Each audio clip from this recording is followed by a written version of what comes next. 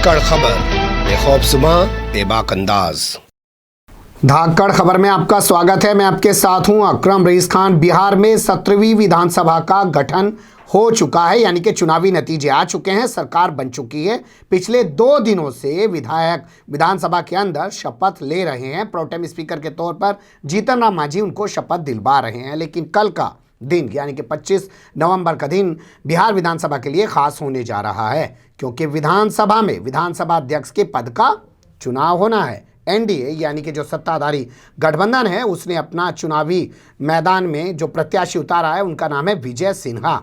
उनके उतरने से बहुत सारे सवाल पैदा हो गए हैं कि विजय सिन्हा को ही क्यों चुना गया है। इसके अलावा यूपीए यानी कि महागठबंधन की बात करें तो उन्होंने अवध बिहारी चौधरी को चुनावी मैदान में उतार कर इस चुनाव को काफ़ी रोचक बना दिया है। बता दें, जो 17वीं विधानसभा है उसमें जो मैंडेट मिला है वो कांटे का मैंडेट है, जिसमें सत्ता दल ये नहीं कह सकता कि उसके पास एक तरीके से प्रचंड बहुमत है और विपक्ष ये नहीं कह सकता कि वो कमज़ोर है। तो इसी के आसपास अपनी बातचीत को रखने की कोशिश करेंगे कि कल क्या नज़ारा देखने को मिलेगा विधानसभा में। और इसके अलावा 2 पहलू और हैं, उन पे भी बात करेंगे कि क्यों तेजस्वी यादव ने 1 महीने का अल्टीमेटम दे दिया है कि 1 महीने में अगर 19 लाख नौकरियां नहीं दी जाएंगी तो वो सड़कों पर उतर जाएंगे। इन्हीं सारे पहलुओं पर बात करने के लिए हमारे साथ फिर से एक बार जुड़ रहे हैं सार्थक समय के संपादक ओम प्रकाश अश्क जी। बहुत शुक्रिया सर, हमें फिर से एक बार वक्त देने के लिए। मैं सीधे सवाल की तरफ चलता हूँ कि विजय सिन्हा को क्यों चुना गया है एनडीए ने? देखिए, अगर इस पूरे प्रकरण को देखें तो बीजेपी ने जेडीयू की तीर से अपने निशाने साधे हैं जी। एक साथ बीजेपी ने 3 लोगों को ठिकाने किया जी। एक काम से, जिसको हम सीधे कहेंगे कि जेडीयू का तीर था, बीजेपी ने चलाया और बीजेपी को अपने जिन लोगों को किनारे करना था जी, उनको बड़े कायदे से, बड़े इत्मीनान से उन्होंने कर दिया।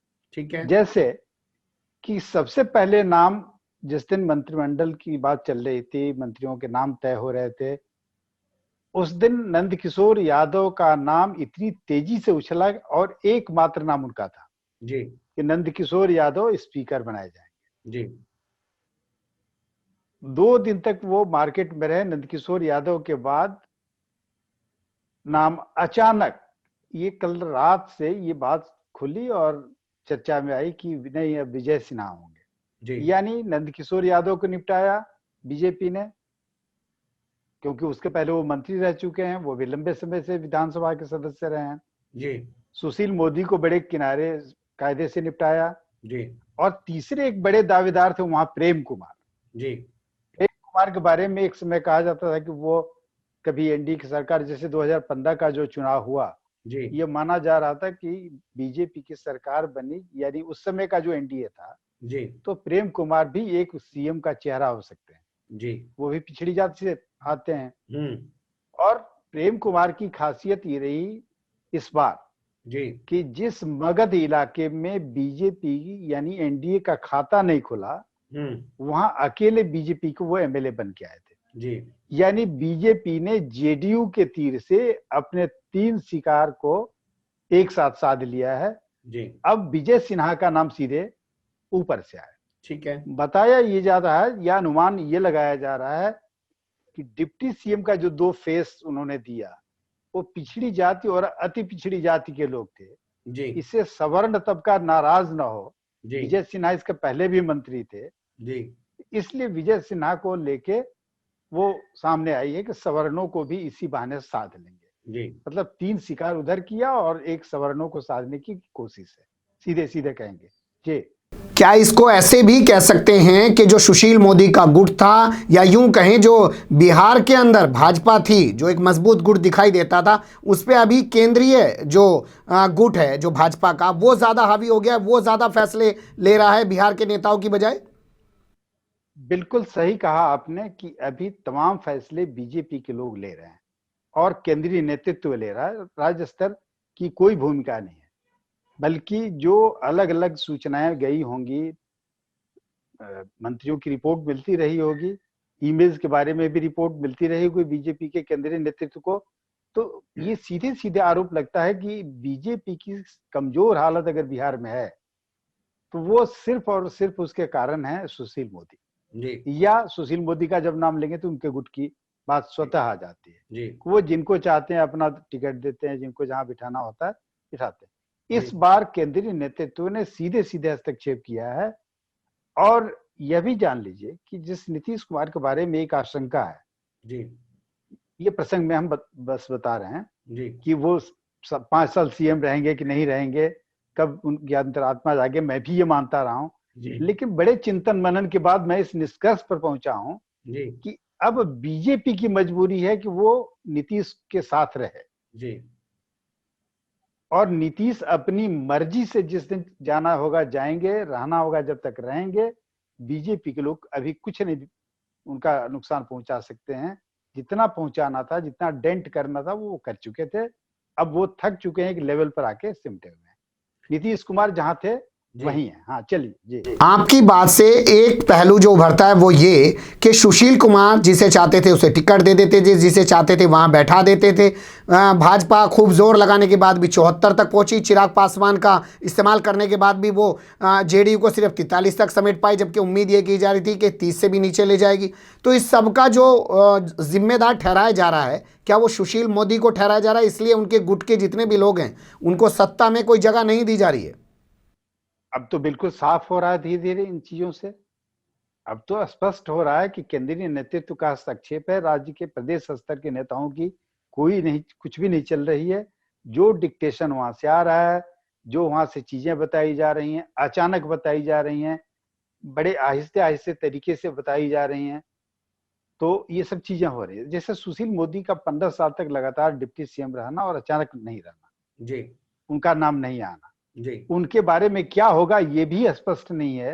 ये सिर्फ अनुमान और ख्यालों पर हम लोग चल रहे हैं कि राज्यसभा भेज दिए जाएंगे जी तो केंद्र में मंत्री बनाए जाएंगे। ये अभी कुछ तय नहीं है। हो सकता है कि उनको संगठन में भी भेज दिया जाए। ये सारे अनुमान हो सकते हैं। आप बंगाल की राजनीतिक पृष्ठभूमि को भी बखूबी समझते हैं। मुझे ऐसा लग रहा है कि दिल्ली में बैठा हुआ भाजपा का केंद्रीय नेतृत्व जो है बिहार के रास्ते बंगाल को साधने की कोशिश कर रहा है मंत्रिमंडल के जरिए। क्या ऐसा हो सकता है? बिहार के रास्ते बल्कि थोड़ा सा जुदा वहां यह है कि वहां जोड़ तोड़ की गुंजाइश बीजेपी के पास ज्यादा है। जी वहां बहुत सारे राजनीतिक दल नहीं है, 3 या 4 है। कांग्रेस लेफ्ट का एक गुट है जो अभी ताजा बना है, पहले तो अलग अलग ये लोग रहते आए हैं। टीएमसी है यानी तृणमूल कांग्रेस है, और एक अभी ओवैसी की एंट्री होनी बाकी है, जो पूरी कोशिश कर रहे हैं कि वो टीएमसी से गठबंधन हो जाए। हालांकि आज पता चला कि उनके प्रदेश स्तर के एक नेता ने ज्वाइन कर लिया टीएमसी, ओवैसी पार्टी के। तो ये बिहार की तरह तो नहीं करेंगे। वहां भी नेताओं में बदलाव कर रहे हैं, क्योंकि वहां उभर रही है ये पार्टी, वहां तो थी ही नहीं। 1 सीट या 2 सीटों पर थी। अभी लोकसभा चुनाव में इस बार 17 सीटें आई, फिर धीरे धीरे अब उनकी जमीन बढ़ रही है। विधानसभा क्षेत्रों में भी उनकी पकड़ बन रही है। अंडर करंट वहां है बीजेपी का, और उसकी दूसरी वजह है अंडर करंट की, वो बांग्लादेश के शरणार्थी मुसलमान और बीजेपी का हिंदुत्व। इसी एजेंडे पर वहां के लोगों के सेंटिमेंट को उभारा जा रहा है। जी। अब एक सवाल ये बनता है सर कि अवध बिहारी चौधरी को यूपीए यानी कि महागठबंधन ने चुनावी मैदान में उतार दिया, जिससे कहा जा रहा है कि विधानसभा स्पीकर पद के चुनाव रोचक बन गया है। तो क्या वाकई में रोचक हो गया या एक तरफा चुनाव है? नहीं, एक तरफा तो कहना बड़ा मुश्किल है। आपकी बात मैं सुन रहा था, आपने कहा जैसे कि जनादेश जिस कदर का मिला है उसमें कभी भी किसी भी वक्त कोई भी अनहोनी हो सकती है, और इसकी गुंजाइश पूरी बनी हुई है, क्योंकि 110 उधर है तो 126 इधर है। जी। ये कोरोना काल में पता चले कि जिस दिन इस पर वोटिंग हो रहा है, जी, दुर्भाग्य से कुछ माननीय लोगों को कोरोना डिटेक्ट हो जाए, जी, और भी कारण हो सकते हैं। तो ये कभी भी ये खतरे की रस्सी है। अवध बिहारी चौधरी का भी ट्रैक रिकॉर्ड बढ़िया रहा है, वो बढ़िया काम किया है। उन्हें 6 बार उनका संसदीय काल रहा है, बल्कि मेरे ही सिवान से, जहां से मैं बिलोंग करता हूँ, जी, वहां से चुने जाते रहे, जी, और उस जमाने से मैं उनको जानता हूँ जब पहली बार निर्दलीय एक चुनाव चिन्ह पर वो आए थे और 12-13 हजार वोट मिले थे उनको, जी। बहुत सिंपल आदमी थे, बाद में मंत्री बने। तो ये खतरा है, ये हो सकता है, लेकिन प्रत्यक्ष तौर पर अगर कहें सीधे सीधे बैठ के कहें तो आंकड़ों का गणित लगभग 16 का 16 ज्यादा है एनडीए में, 16 इधर कम है। तो चीजें क्या हो सकती हैं, कौन इधर जा सकता है? जैसे मान लीजिए 110 अगर हम उनको कह रहे हैं, हो सकता है कि ओवैसी का समर्थन मिल जाए, 115 हो जाएगा। हो सकता है बाकी 2-3-4 निर्दलियों का मिल जाए, तो वो पहुंच सकते हैं। ये खेल हो सकता है। और नहीं भी ये ऐसा खेल हो तो मुकाबले में जो सबल विपक्ष के रूप में महागठबंधन उभरा है, उसको इस मामले में भी दखल देके अपनी दबंगता दिखानी चाहिए थी। और ऐसे हर मोड़ पर, मैं तो कहूंगा कि हर मोड़ पर सरकार के सामने एक ऐसे ही सशक्त ढंग से खड़ा हो विपक्ष, तो सरकार दबाव में आएगी, सरकार चलेगी, सरकार काम भी करेगी। क्या इसीलिए इसी रणनीति के तहत तेजस्वी यादव ने ऐलान कर दिया कि 1 महीने में अगर 19 लाख नौकरियां देने का वादा पूरा नहीं किया तो हम लोग सड़कों पे उतर जाएंगे, क्योंकि उन्हें लग रहा है कि हम एक मजबूत विपक्ष हैं? देखिए, कहा है 1 महीने में, तो बीजेपी ने भी नहीं कहा था 19 लाख, लेकिन कह रहे हैं वो शुरुआत हो जानी चाहिए। उनके कहने का आशय ये है कि 19 लाख रोजगार की जो बात आप कर रहे थे जी, 1 साल के अंदर 3 लाख सरकारी नौकरियों की बात जो कर रहे थे, उसकी शुरुआत तो कीजिए। हमने तो ये कहा था कि पहली कैबिनेट में 10 लाख को लोगों को नौकरी देंगे। तो इसको लेके आंदोलन करने की बात वो कह रहे हैं। अच्छा है अगर वो जनता के बीच जाते रहे। सबसे आश्चर्य की बात ये होती है कि जब भी बड़े मौके बिहार में आए हैं जी, तेजस्वी नदारद रहे हैं। यहाँ तक कि महीना तक वो असेंबली सेशन में गायब रहे हैं। तो वो जनता से उनका जुड़ाव जितना बढ़ेगा वो उनके हित में होगा। और उनको जुड़ना, अगर सच में उनको जो नेतृत्व क्षमता उभर के आई है, जैसा संयम हम लोगों ने देखा उस आदमी के भीतर, एक युवा के भीतर, आमतौर पर युवा के भीतर ज्यादा उबाल होता है, लेकिन बूढ़ों में उबाल आया, लेकिन एक युवा शांत रहा, संयमित रहा, भाषा के तौर पर भी, व्यवहार आचरण के तौर पर भी।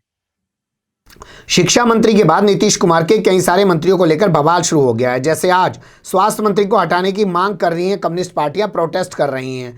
तो ये क्या मंत्री जो बने हैं ये बने रह पाएंगे या नहीं रह पाएंगे, या नीतीश कुमार इनको हटाने और रखने और बचाने में ही लगे रह जाएंगे? देखिए, इसमें मैं एक चीज जोड़ रहा हूं आपको कि मैंने पहले ही कहा कि सबल विपक्ष जहां होता है, प्रबल बहुमत जिसको कहें, बहुमत तो नहीं कहेंगे, प्रबल जनादेश के साथ, जो 126 और 110 का आंकड़ा है जी, ऐसा विपक्ष अगर है तो सरकार को एक एक कदम पर, आपको अभी ही एक आदमी को, मेवालाल को हटाना पड़ा जी, कहने के लिए विपक्ष की भी भूमिका उसमें बड़ी रही। हालांकि न्यू मीडिया की भूमिका सबसे ज्यादा रही जी, सोशल मीडिया की भूमिका ज्यादा रही, लेकिन विपक्ष ने भी हल्ला बोला जी।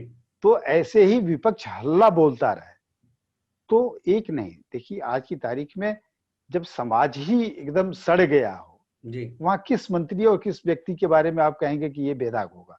कहीं ना कहीं दाग तो है ही। खोजेंगे तो आज नहीं तो पहले किसी की उम्र में विवाद होगा, उम्र के दस्तावेज गलत मिल जा रहे हैं, किसी की जाति गलत मिल जा रही है, तो ये कई तरह के मामले छन के आएंगे।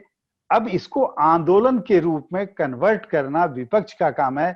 और ये जैसा तेजस्वी यादव घोषणा कर रहे हैं कि हम ऐसे मुद्दों को उठाएंगे, रिकाउंटिंग वाले मुद्दे पर हम हाई कोर्ट गए हैं लोग जी, दूसरा कि ये नौकरियों वाले मुद्दे पर कर रहे हैं, ये स्वास्थ्य मंत्री के बारे में किए, शिक्षा मंत्री के बारे में कर चुके हैं, उसका परिणाम भी सामने आ गया। तो ऐसा करते रहे तो सरकार भी सतर्क और सजग रहेगी और काम भी होगा, कोताही नहीं होगी। ये तो मैं जानता हूं कि तीसरी नजर के तौर पर ये लोग सीधे देखेंगे और बताएंगे।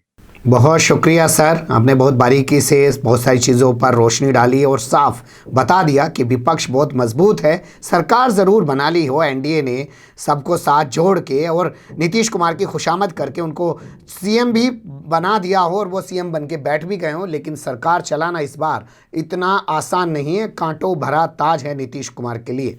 जो भी बिहार के अपडेट हुआ करेंगे, एक आध दिन में आपको रूबरू कराया करेंगे। सर के साथ जुड़ के आप उनके चैनल पर भी जा सकते हैं, सार्थक समय के नाम से उनका यूट्यूब चैनल है, वहाँ पे वो रोज़ाना अपडेट डालते हैं बिहार से जुड़ी हुई राजनीति से।